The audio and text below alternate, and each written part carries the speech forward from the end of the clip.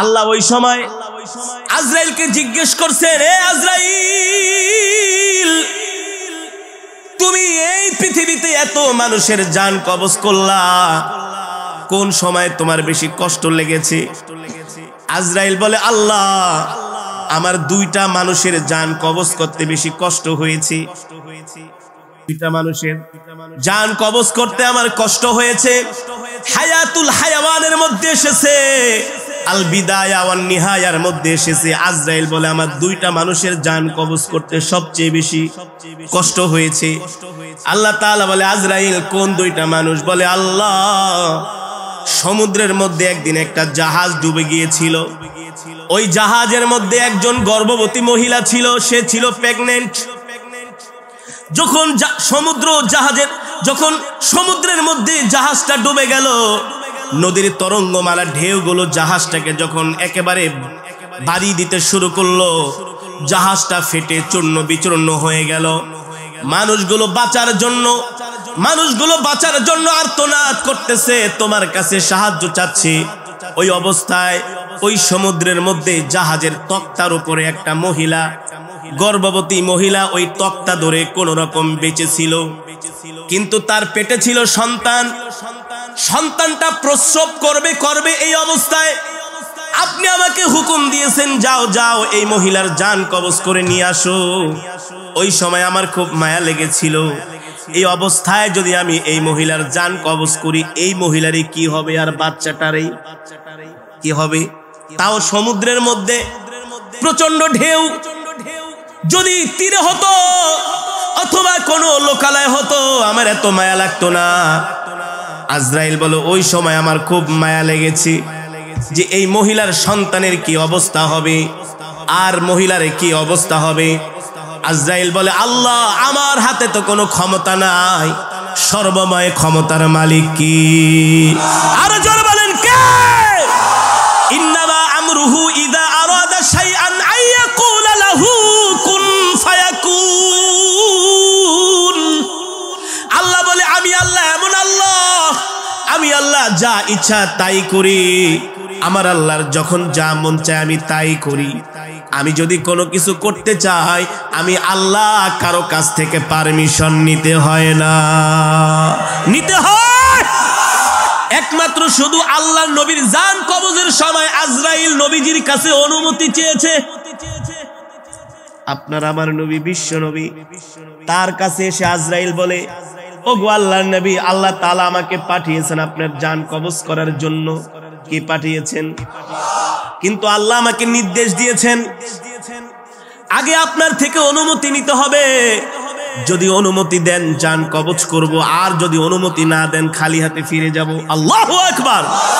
এই মর্যাদাটা শুধু আপনার আমার নবীর ক্ষেত্রে, আর কারো বেলায় নয়। আজরাইল কাউকে গনে না, কারো কাছে আজরাইলের কোনো টাইম নাই। শুধু একমাত্র নবীর কাছে এসে বলেছেন, ওগো আল্লাহর নবী, আল্লাহ আমাকে পাঠিয়েছেন, আল্লাহ আপনার সাথে সাক্ষাৎ করতে চান। আল্লাহু আকবার। কে সাক্ষাৎ করতে চান? আল্লাহ আপনার সাথে সাক্ষাৎ করতে চান। আল্লাহ আমাকে আপনার কাছে পাঠিয়েছেন, যদি অনুমতি দেন জানটা কবজ করব, অনুমতি না দিলে খালি হাতে ফিরে যাব। আল্লাহর নির্দেশ। সুবহানাল্লাহ। হাবিবে কিবরিয়া রাহমাতুল লিল আলামিন বললেন, হে আজরাইল, অনুমতি দিব, তবে আমার আল্লাহর সাথে এখনো একটা কথা বলা বাকি রয়ে গেছে। আর জোরে বলেন সুবহানাল্লাহ। কয়টা কথা? আরো জোরে বলেন, কয়টা কথা? আমরা তো সাধারণত দেখি, যখন কোনো মানুষ মারা যায়, ইন্তেকালের আগে সন্তানকে ডাকে, বলে আমার যতগুলো সন্তান আছে সবাইকে নিয়ে আসো। বড় সন্তানকে সবচেয়ে কাছে ডাকে, ছোট সন্তানকে ডাইকা বলে, তোর মায়ের খবর রাখিস, বোনগুলোর খবর রাখিস, ওই যে সম্পদগুলো রেখে গেলাম এগুলো তোরা ভাগ বাটোয়ারা করে নিয়ে আনিস, ঝগড়া ঠগড়া করিস না। বলে কি বলে না? মেয়েদেরকে বিবাহ দিয়েছি, ছোট মেয়েটাকে মাঝে মাঝে দাওয়াত দিয়ে না খাওয়াইস, খোঁজ খবর রাখিস, ঠিক কিনা বলেন? আপনার আমার নবী কলিজার টুকরা বিশ্ব নবী রাহমাতুল লিল আলামিন আজরাইলকে বলে, আজরাইল, ও আজরাইল, আইনা আখি জিবরাইল, আমার ভাই জিবরাইল কোথায়? আল্লাহু আকবার। আজরাইল বলে, হুয়া ফিস সামাইল উলা, জিব্রাইল প্রথম আসমানে। পয়গম্বর বলে আমার আল্লাহর সাথে এখনো একটা কথা বলা বাকি রয়ে গেছে, এই কথাটা যতক্ষণ পর্যন্ত আমি না বলবো, এই কথার ফয়সালা যতক্ষণ পর্যন্ত না হবে, আমি নবী আমার জান কবজ করার অনুমতি দিব না। আরো জোরে বলেন সুবহানাল্লাহ। কত পাওয়ারফুল নবী, কত পাওয়ারফুল নবী, আল্লাহু আকবার। এত পাওয়ার, এত প্রায়োরিটি, এত ক্ষমতা আল্লাহ কোন পয়গম্বরকে, কোন প্রেসিডেন্ট, কোন বাদশা, আমেরিকার প্রেসিডেন্ট আইসা বলবো বাইডেন তাড়াতাড়ি রেডি হন, জেট বিমান থেকে বের হন, আপনার রাজ সিংহাসন থেকে বের হন। আরে আজরাইল আইসা বুকের ভিতরে ধরবো, বলে সময় শেষ, বহুত খাইছস, বহুত নাফরমানি করছস, এবার কড়াই গন্ডায় হিসাব দিতে হবে। ঠিক কিনা বলেন? আমার নবী দু জাহান, সরকারি দু আলম, ইমামুল আম্বিয়া, সাইয়্যিদুল মুরসালিন, খাতামুন নবিয়্যিন, আল্লাহু আকবার। পয়গম্বর বলে আইনা আখি জিবরাইল, এ মালাকুল মউত জিবরাইল নিয়ে আয়। তারপরে মৃত্যুর অনুমতি। পয়গম্বর বলতে দেরি জিবরাইল তার 70,000 ডানা জাপটায়া নবীর সামনে হাজির। সুবহানাল্লাহ বলেন। নবীর ইন্তেকালের অবস্থাও যুবক ভালো করে খেয়াল করো। নবীর চোখে পানি, জিবরাইলের চোখেও পানি। নবী বলে ইয়া আখি লিমা তাবকি ইয়া জিবরাইল, ও ভাই জিবরাইল আপনি কাঁদেন কেন? আল্লাহু আকবার। পয়গম্বর বলে জিবরাইল আপনি কাঁদেন কেন? জিবরাইল বলে গো আল্লাহর নবী আমি কাঁদি তো কাঁদি, কারণ আছে, আপনি কাঁদেন কেন? আল্লাহু আকবার। আপনার মাহবুব, আপনার বন্ধু তো আপনার জন্য বসে আছে, আপনার সাথে সাক্ষাৎ করবে। আল্লাহু আকবার। আপনার জন্য জান্নাত রেডি, আপনার জন্য হুর গিলমান সব রেডি। আপনি তো দোজাহানের বাদশা, দুনিয়া তো বাদশাহী করছেন, জান্নাত তো আপনি বাদশা। আল্লাহু আকবার। আপনার সুপারিশ ছাড়া কেউ জান্নাতে যেতে পারবে না। আপনি আগে জান্নাতের তালা খুলবেন, এরপরে সব পয়গম্বররা জান্নাতে যাবে। এর আগে আল্লাহ কাউকে পারমিশন দেবে না। আপনি কেন কাঁদতেছেন? আরে আপনি তো দুলা, আপনি তো বর, আপনাকে নেওয়ার জন্য ফেরেশতারা তৈয়ার। আপনাকে সংবর্ধনা দিয়ে আল্লাহর কাছে নিয়ে যাবে, জান্নাতে নিয়ে যাবে। আমি তো জিবরাইল কাঁদি কাঁদি, আপনি কাঁদেন কেন?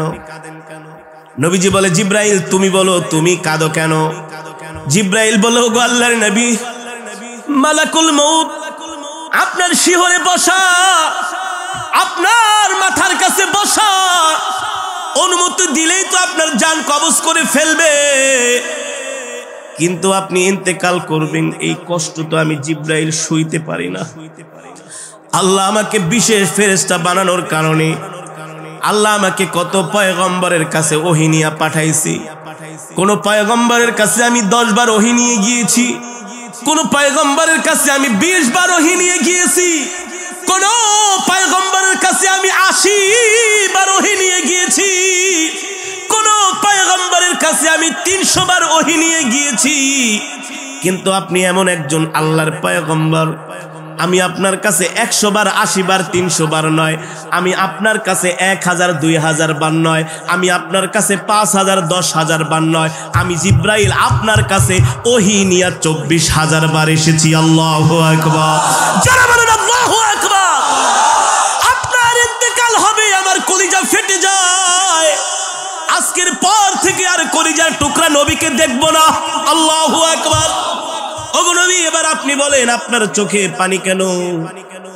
জিবরাইল বলে, পয়গম্বর বলে ও জিবরাইল ফেরেশতা বসে আছে, অনুমতি দিলেই জান কবজ করবে, কিন্তু ইন্তেকালের আগে আমি জানতে চাই আমার ইন্তেকালের পরে আমার এতিম উম্মতের কে খবরদারি করবে। আল্লাহু আকবার।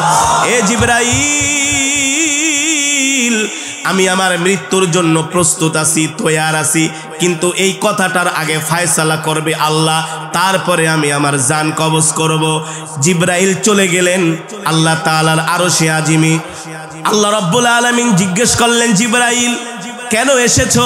জিব্রাইল বললেন, ওগো আল্লাহ, একটা কথা ফায়সালা না হওয়ার আগে আপনার বন্ধু জান কবজ করার অনুমতি দিবে না।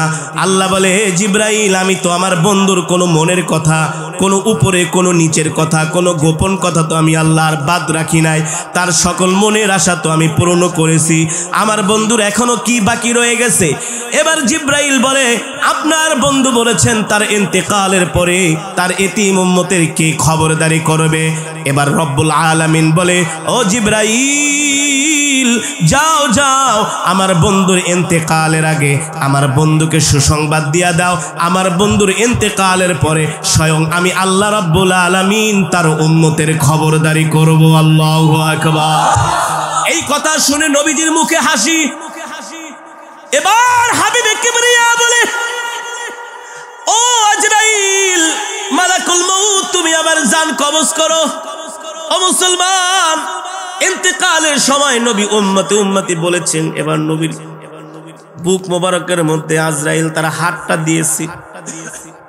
কিতাবের মধ্যে এসেছে, নবীজি বলে, আজরাইল, তুমি কি বুকের ভিতরে আমার হাত দিয়েছো নাকি সারা দুনিয়াটা আমার বুকের মধ্যে চাপায় দিছো? আজরাইল, ও আজরাইল, যত কষ্ট আমাকে দাও, আমার এতিম উম্মতকে মৃত্যুর সময় কষ্ট দিও না। আল্লাহু আকবার। যারা বলেন আল্লাহু আকবার। পয়গম্বর বলে, আজরাইল, ওয়াদা করো আমার উম্মতকে কষ্ট দিবা না। যত কষ্ট আমি নবীকে দাও, আমার এতিম উম্মতরে কষ্ট দিও না। যে উম্মতরা আমাকে না দেখা আমার নামে দুরূদ পড়েছে, আল্লাহু আকবার, যে উম্মত কোনদিন আমাকে দেখে নাই, আমার নাম শুনে আমার ইজ্জত রক্ষা করার জন্য ময়দানে নেমেছে, যে উম্মত কোনদিন আমাকে দেখে নাই, আমাকে যদি কেউ গালি দিয়েছে আমার উম্মত সহ্য করে নাই, তার জীবন দেওয়ার জন্য, আমাকে খুশি করার জন্য রাজপথে নেমে আমার মহব্বতে শাহাদাত বরণ করেছে। ঠিক কিনা বলি? এ জিব্রাইল, যত কষ্ট আমাকে দাও, আমার উম্মতকে কষ্ট দিও না। ও বাবা, মৃত্যুর যন্ত্রণা এত ভয়ঙ্কর যন্ত্রণা। নবীজি বলেছেন, মৃত্যুর যন্ত্রণার কিঞ্চিত উদাহরণ হচ্ছে একটা জ্যান্ত খাসিকে জবাই না করে যদি তার শরীর থেকে চামড়া খসানো হয়, ওই খাসিটা যতটুকুন কষ্ট পাবে তার চাইতে আরো 1000 কোটি গুণ একজন বদ্দিন ইন্তেকালের সময় কষ্ট পাবে। এই কারণে নবীজি বলেছেন, হে আজরাইল, আমার উম্মতকে কষ্ট দিও না। এবার আজরাইল বলে, ওগো নবী, আপনাকে মৃত্যুর সময় সুসংবাদ দিচ্ছি। দুনিয়ার জমিনে সত্যিকার অর্থে আপনাকে আপনার যেই উম্মতেরা মহব্বত করবে, ভালোবাসবে, তাদেরকে আমি এইভাবে জান্নাতে তাদের জান আমি এইভাবে কবজ করব, মনে হয় ছোট শিশু তার মায়ের দুধ খাচ্ছে। আল্লাহু আকবার। জান্নাতের সুঘ্রাণ তার নাকের ভিতরে চলে যাবে, কোন সময় তার রূহটা বের হয়ে যাবে সে কোনো সময় টেরও পাবে না। আল্লাহু আকবার। ও মুসলমান, এই দুনিয়া থাকার জায়গা নয়, এই দুনিয়া ছেড়ে আমাদেরকে চলে যেতে হবে। কোন সময় মৃত্যুর ডাক চলে আসে আমরা কেউ জানি না। জানি না, কে বলেন? আমরা কেউ জানি না। সদা সর্বদা মৃত্যুর জন্য আমাদেরকে প্রস্তুতি নিতে হবে, সদা সর্বদা মৃত্যুর জন্য আমাদেরকে তৈয়ার হতে হবে। অথচ আমরা দুনিয়া নিয়ে আসি, অথচ আমরা বাড়ি গাড়ি নিয়ে আসি, অথচ আমরা টাকা পয়সা নিয়ে আসি, আমরা আমাদের দল নিয়ে আসি, আমরা আমাদের ক্ষমতা নিয়ে আসি। খোদার কসম করে বলি, তুমি দুনিয়াকে নিয়ে যতই চিন্তা ভাবনা করো না কেন, যতই প্ল্যান প্রোগ্রাম করো না কেন, আল্লাহ তাআলার পক্ষ থেকে যখন নির্দেশ আসবে, তোমাকে 4 হাত পা নিয়ে কবরে চলে যেতে হবে। ঠিক কিনা বলি?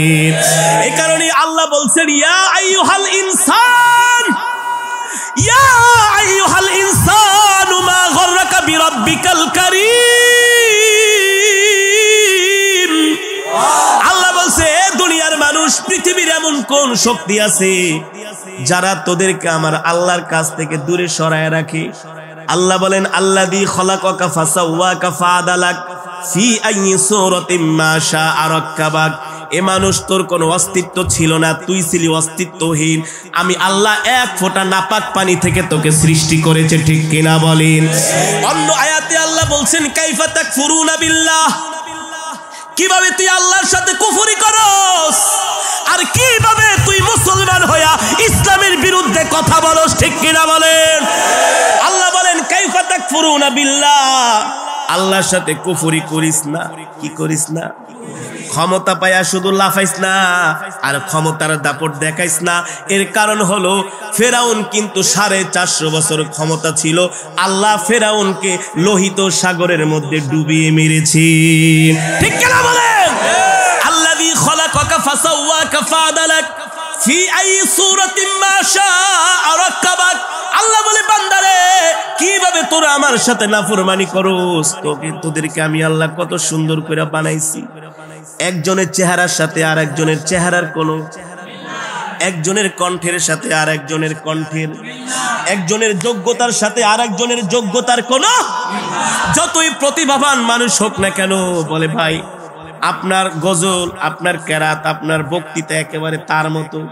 আরে এই বাংলার জমিনে সুন্দর বক্তৃতা দেওয়ার মতো একজন নেতাই এসেছেন, শেখ মুজিবুর রহমান। কত নেতা বক্তব্য দেয়, কিন্তু বঙ্গবন্ধুর মতো শোনা যায় এক পিস। আল্লাহ ওয়ান পিস পিস করে দুনিয়াতে পাঠাইছে প্রতিভা দিয়া। তোমাকে আল্লাহ যেই প্রতিভা দিয়েছে তাকে সেই প্রতিভা দেয় নাই। তোমার মধ্যে আল্লাহ যেই যোগ্যতা দিয়েছে তার মধ্যে সেই যোগ্যতা দেয় নাই। তোমার মধ্যে আল্লাহ যে নেয়ামত দান করেছেন তার মধ্যে সেই নেয়ামত দেয় নাই।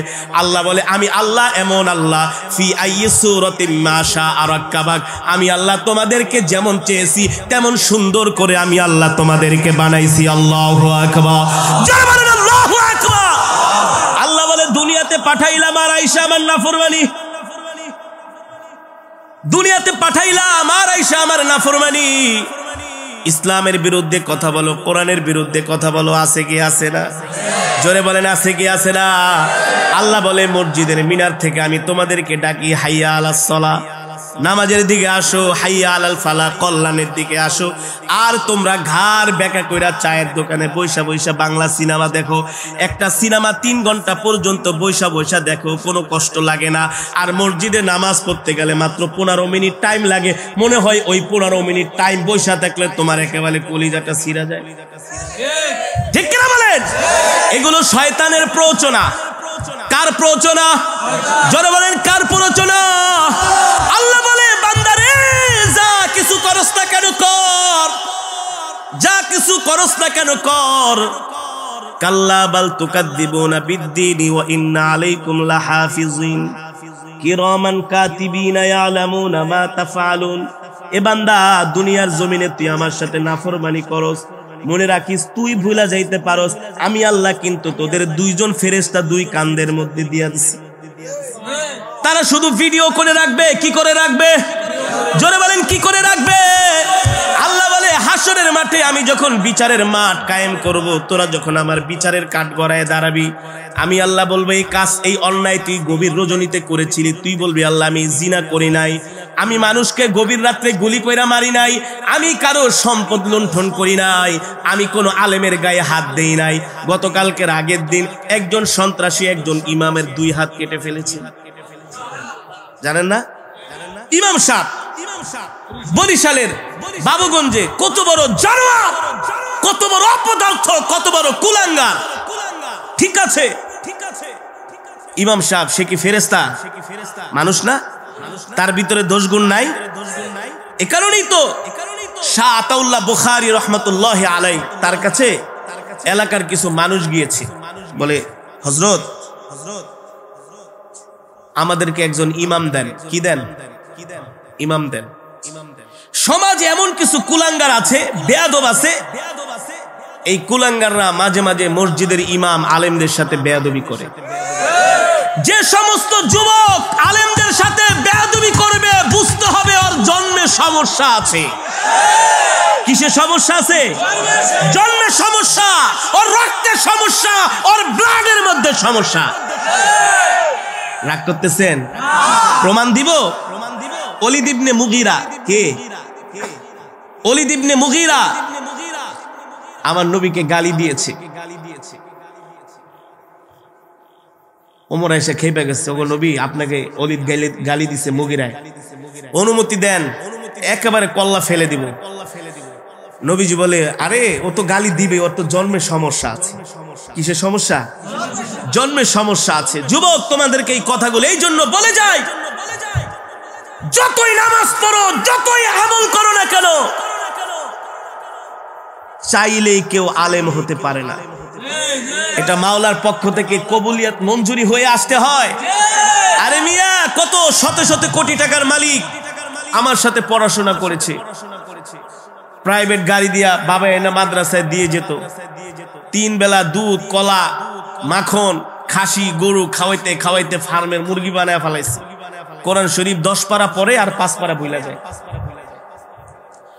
উস্তাদরা পড়াইতে গেলে পিটান দিলে বাপের কাছে বিচার দেয়, বাপে আবার এসে হুজুরকে হাতায়, ওই যে মালপানি, বুঝলেন? হুজুর আপনি আমার ছেলেরে, একদিন এক উস্তাদকে এমন করে ধমকাইতেছে, আপনি আমার ছেলের গায়ে হাত দিয়েছেন, জানেন আমি কে, আমার কত ক্ষমতা? হুজুর বলে আপনার ঘোড়ার ডিমের ক্ষমতা, যান আপনি। হুজুরের চোখে পানি। ওই ছেলে আর আলেম হইতে পারে নাই। এত সোজা না। কোরআন এটা আল্লাহ তাআলার কালাম, এটা ওহির জ্ঞান, এটা চাইলে আল্লাহ সবাইকে দেয় না। এটা পেতে হলে কষ্ট করতে হয়, সাধনা করতে হয়, চোখের পানি ফেলতে হয়। এত সোজা না মিয়া। ওইসব ডাক্তার, ফাক্তার, ইঞ্জিনিয়ার এগুলো আমাদের জন্য হওয়া কোনো ব্যাপারই না। মাত্র 13 মাসে হাফেজ হইছি। কত মাসে? 13 মাসে আল্লাহ হাফেজ বানাইছে, আলহামদুলিল্লাহ। 1000-এর উপরে মোবাইল নাম্বার মুখস্থ, 200, 250, 300-এর উপরে প্রোগ্রাম মুখস্থ। ফোন দিলে বলতে পারি তোমার প্রোগ্রাম এত তারিখে, এতটা, এত সময়তে এত সময়। হুজুর এটি মনে রাখেন কেমনি? আর এটা তো কম্পিউটার। ডাক্তার, ইঞ্জিনিয়ার এগুলো আমাদের জন্য হওয়া পান্তাবাদ ছিল, কারণ কোরআন শরীফই মুখস্থ করতে পারছি। ওইসব ইংরেজি বই, ওইসব মুখস্থ করা আমাদের জন্য কোনো ব্যাপার ছিল? কোনো ব্যাপার না। যেটা বলতেছিলাম, আলেম হওয়া এত সোজা না। হুজুরকে এসে ধমকায়, আপনি আমার ছেলের গায়ে হাত দিলেন কেন? উস্তাদের চোখে পানি।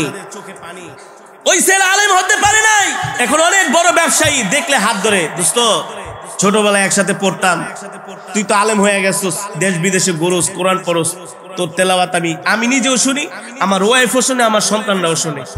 আমি আলেম হইতে পারলাম না। আমি বলছি আলেম হইতে পারতি, তোর বাপে যদি হুজুরের সাথে বেয়াদবি না করত। কি বেয়াদবি না করতো?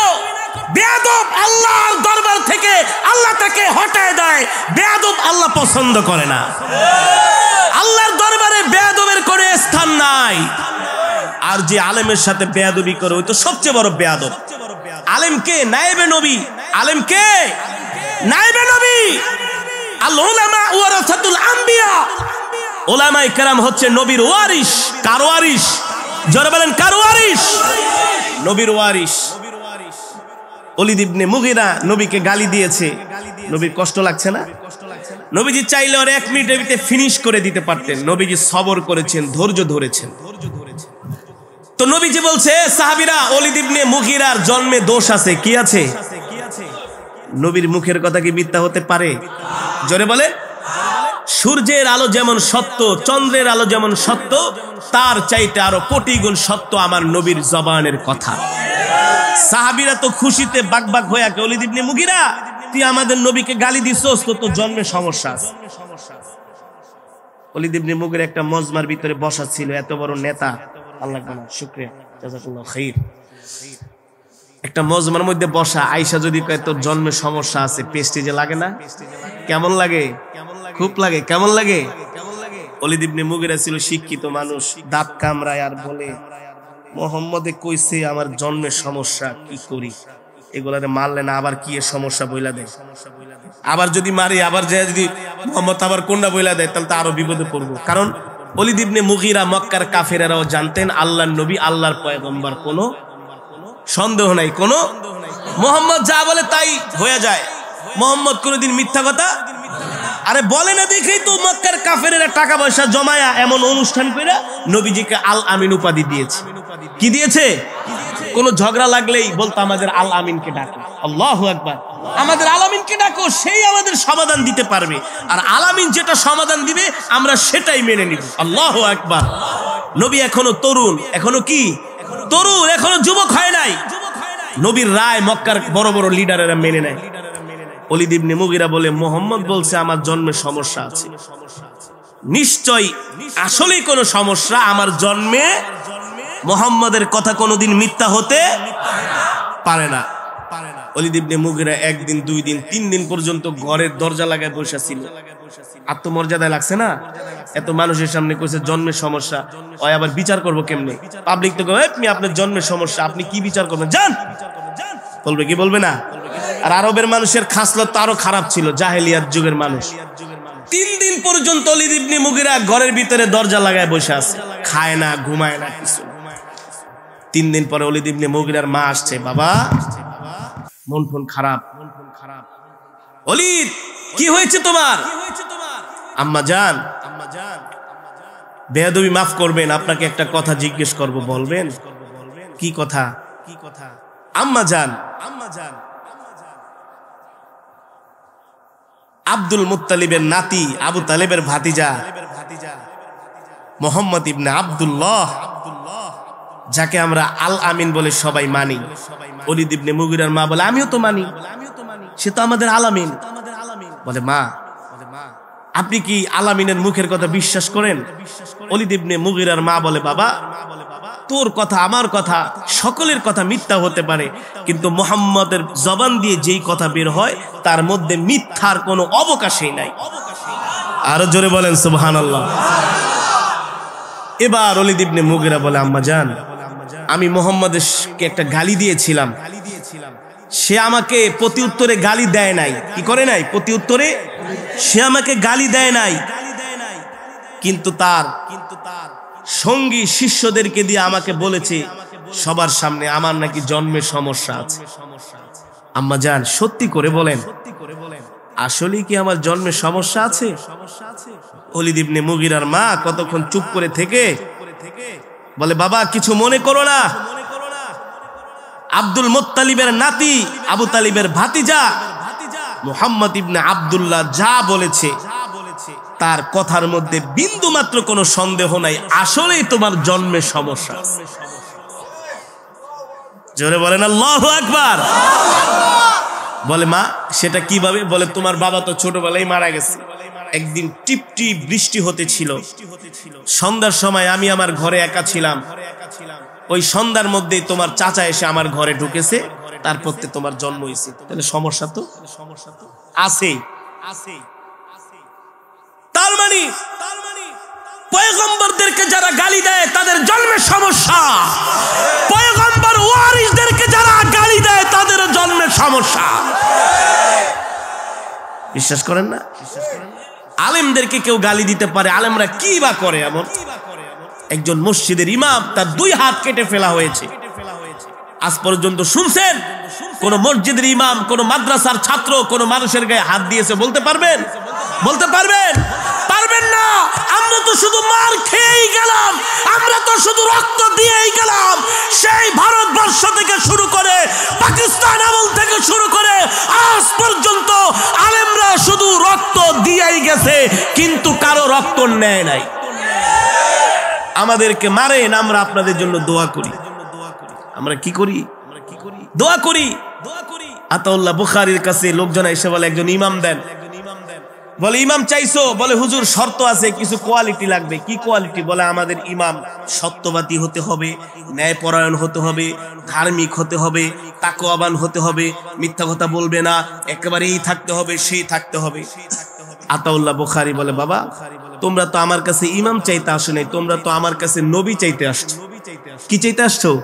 কারণ তোমরা যে কোয়ালিটির কথা বলছো, এই কোয়ালিটি কোন ইমামের মাঝে, এটি নবীদের কোয়ালিটি।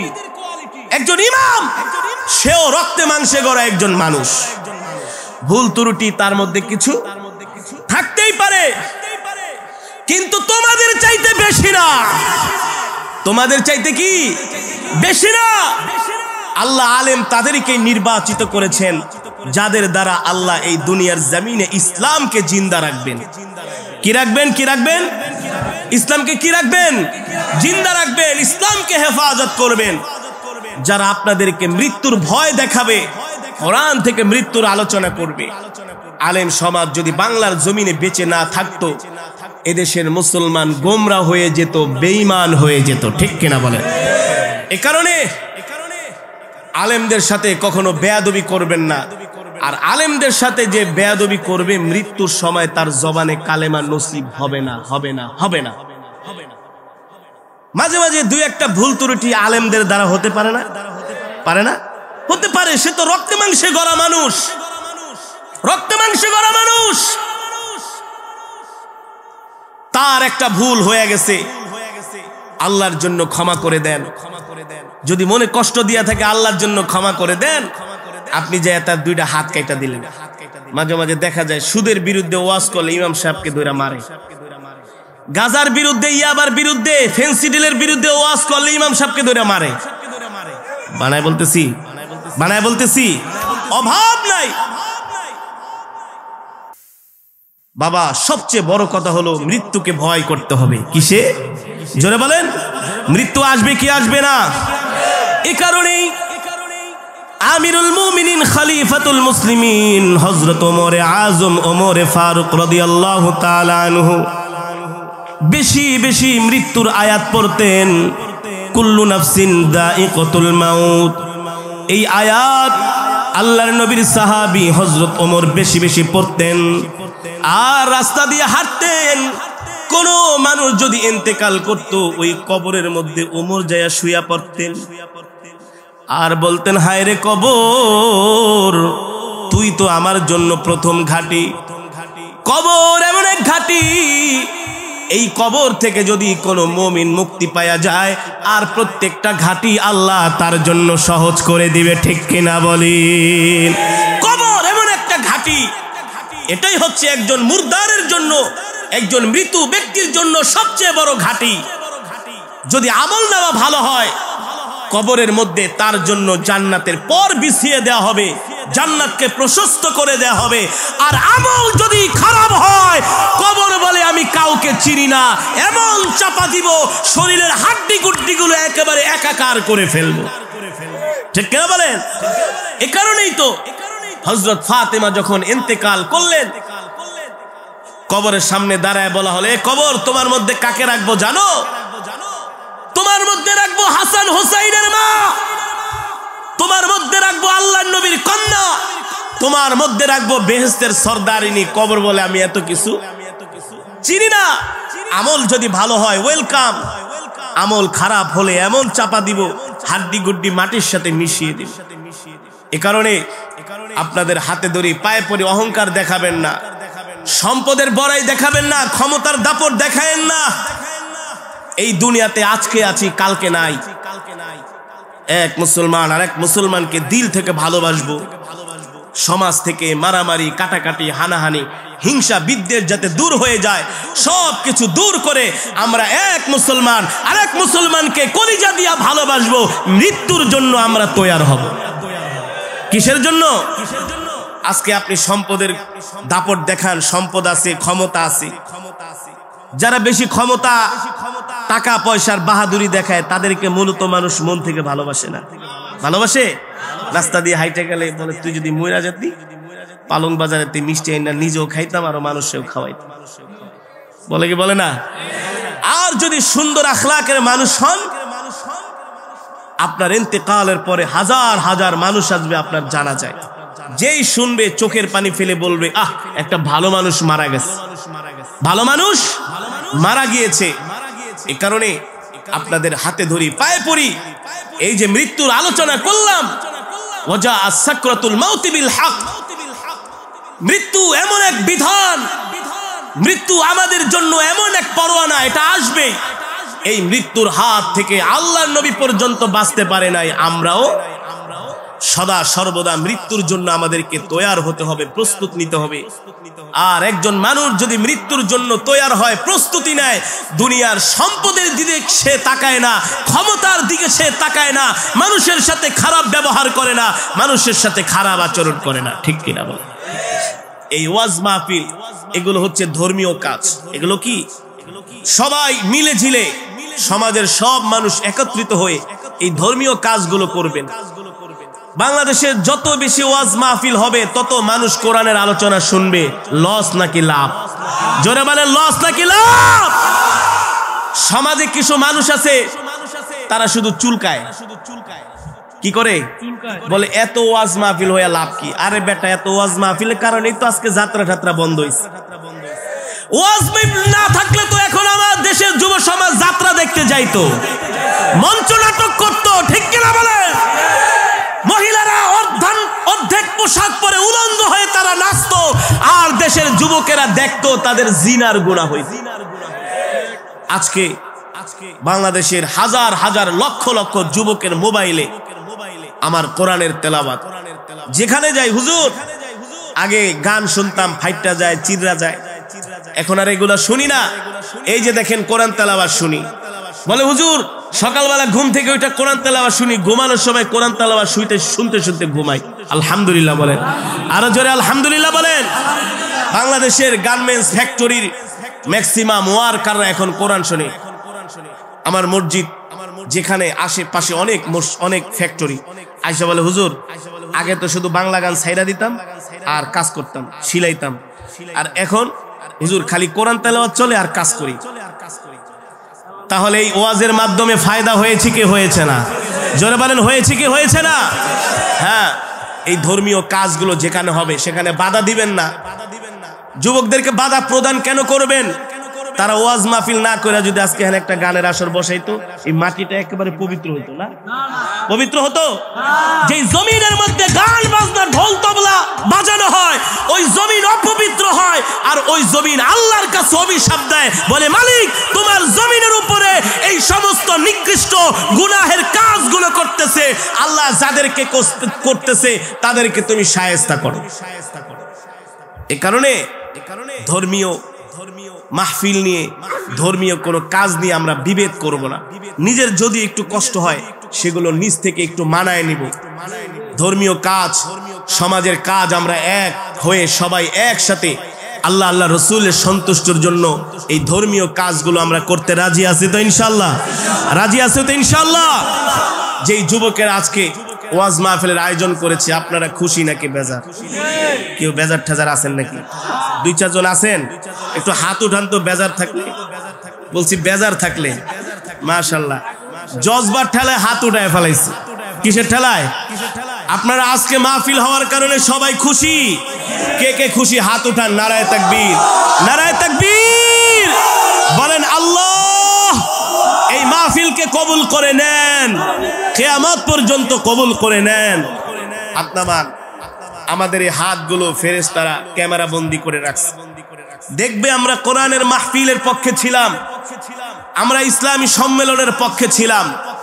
যে ধর্মীয় কাজে সম্পৃক্ত হয় সে আল্লাহর প্রতিনিধি হয়ে যায়। কি হয়ে যায়? আল্লাহর প্রতিনিধি। মনে করবেন না শুধু ইসলামের দাওয়াত দেওয়া শুধু হুজুরদের কাজ না, এটা আপনাদেরও কাজ। এটা কি? আপনাদেরও কাজ। আল্লাহ নবী যখন কোরআনের দাওয়াত দিয়েছেন, সাহাবীরা নবীকে সাহায্য করেছেন না? ওলামায়ে কেরাম এখন কোরআনের কথা বলবে, সমাজের যুবক শ্রেণী মুসলমানরা ওলামায়ে কেরামের পাশে থাকবে, আর না থাকলে হাসরের মাঠে আল্লাহর কাছে জবাব দিতে হবে। ঠিক কিনা বলেন? আমরা যতদিন বাঁচবো আল্লাহর কোরআনের পক্ষে বাঁচতে রাজি আছি তো ইনশাআল্লাহ? আল্লাহ আমাদের কবুল করুন বলি আমিন। এই মাহফিলকে আল্লাহ কিয়ামত পর্যন্ত কবুল করুক বলি আমিন। আমরা যেভাবে করে একসাথে কোরআনের মজমায় গভীর রজনী পর্যন্ত বসে আছি, এভাবে একসাথে যেন আমরা আল্লাহর জান্নাতে যেতে পারি। রব্বি করিম আমাদের সকলকে কবুল করুক বলি আমিন। সম্মানিত হাজিরিন, আজকে আমার বয়ানের মূল বিষয় ছিল এই পৃথিবীতে আমরা কেউ থাকতে পারবো না। পারবো না। এই পৃথিবী ছেড়ে আমাদেরকে চলে যেতে হবে। সুতরাং মৃত্যুর জন্য আমাদেরকে তৈয়ার হতে হবে, মৃত্যুর জন্য আমাদেরকে প্রস্তুতি নিতে হবে। দুপুরবেলা ভাত খেয়েছি, রাত্রে খেতে পারবো কি পারবো না জানি না। জোহরের নামাজ পড়েছি, আসরের নামাজ মসজিদে যে পড়তে পারবো কি পারবো না। মাগরিবের নামাজ পড়েছি, এশারের নামাজ পড়ে ঘুমানোর পরে ফজরের সময় উঠতে পারবো কি পারবো না, কোনো গ্যারান্টি আছে? নাই। এ কারণে আমাদের সদা সর্বদা মৃত্যুর জন্য প্রস্তুতি নিতে হবে, মৃত্যুর জন্য তৈয়ার থাকতে হবে, বেশি বেশি করে আমল করতে হবে। আল্লাহ তাআলা আমাদের সকলকে ঈমানি মৃত্যু নসিব করুন বলি আমিন। এই আশা ব্যক্ত করে আমি আমার আলোচনা এখানেই শেষ করছি। কিছু বলবে কেউ? দুরূদ শরীফ। আল্লাহুম্মা সাল্লি আলা মুহাম্মাদ ওয়া আলা আলি মুহাম্মাদ كما صليت على إبراهيم وعلى آل إبراهيم إنك حميد مجيد اللهم بارك على محمد وعلى آل محمد كما باركت على إبراهيم وعلى آل إبراهيم إنك حميد مجيد সুবহানাল্লাহি ওয়া বিহামদিহি সুবহানাল্লাহিল আযীম। আমরা সকলেই সকলের জন্য দোয়া করব, প্রাণ খুলে দোয়া করব। যারা মাহফিলের আয়োজন করেছেন অত্র এলাকার যুব সমাজ, বিশেষ করে আজকের মাহফিলের যুব সমাজদের যিনি সভাপতি সাহেব সোহানুর রহমান শাওন ভাই, মামুন ভাই, নূরে আলম সিদ্দিকী সাহেব, ইমাম সাহেব, আরো অনেক আমার যুবক বন্ধুরা আমি আশেপাশে দেখেছি, আমার খুব ভালো লেগেছে। সারা বাংলাদেশের যতগুলো জেলা বলেন, থানা বলেন, উপজেলা বলেন, এমন কোন জায়গা বাদ নাই যে আমি কোরআনের মাহফিলে যাই না। পৃথিবীর এই পর্যন্ত প্রায় 20টার উপরে দেশে গিয়েছি, আল্লাহ কোরআনের উসিলায় নিয়েছেন। সুতরাং আজকে খুব ভালো লেগেছে যে আমাদের শরীয়তপুর জেলায়ও যুবকরা মিলে একটা সংগঠন করেছে, তারা ধর্মীয় কাজ করছে। এই জন্য আমরা অনেকে আনন্দিত, ঠিক কিনা বলেন?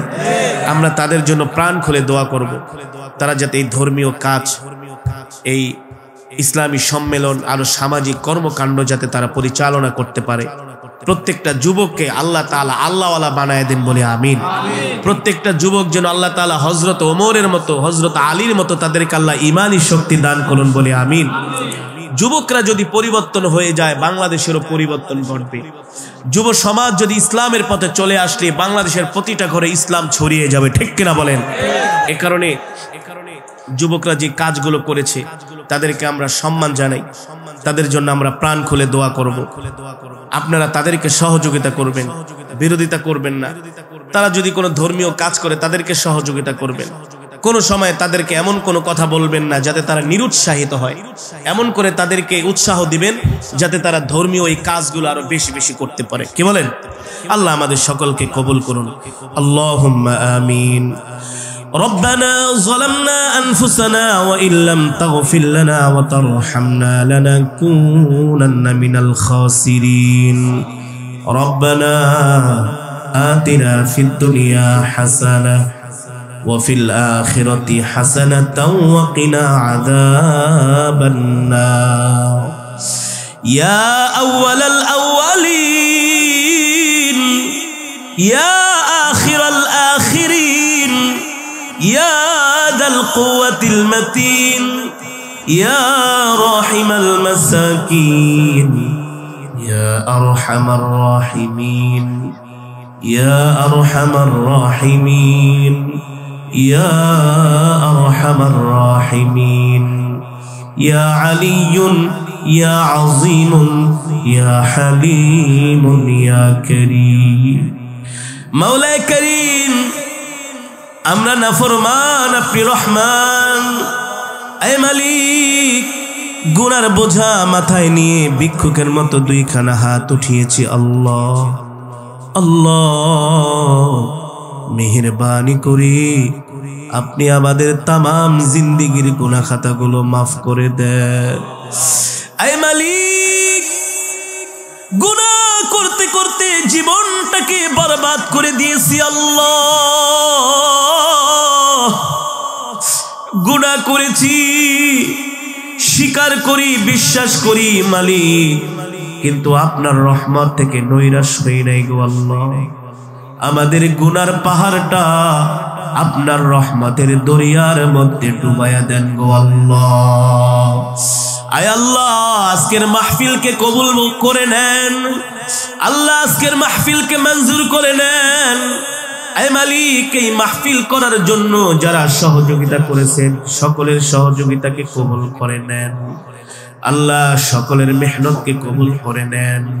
আমার যুবক বন্ধুরা আজকের এই মাহফিলের আয়োজন করেছে, আমার প্রত্যেকটা যুবক ভাইদেরকে আল্লাহ দ্বীনের জন্য, ইসলামের জন্য কবুল করে নেন। আয় আল্লাহ, সভাপতি, সেক্রেটারি সাহেব থেকে শুরু করে যত যুবকেরা এই সংগঠনে আছে, আল্লাহ প্রত্যেকটা যুবককে নামাজি, দ্বীনদার, ঈমানদার বানায়া দেন।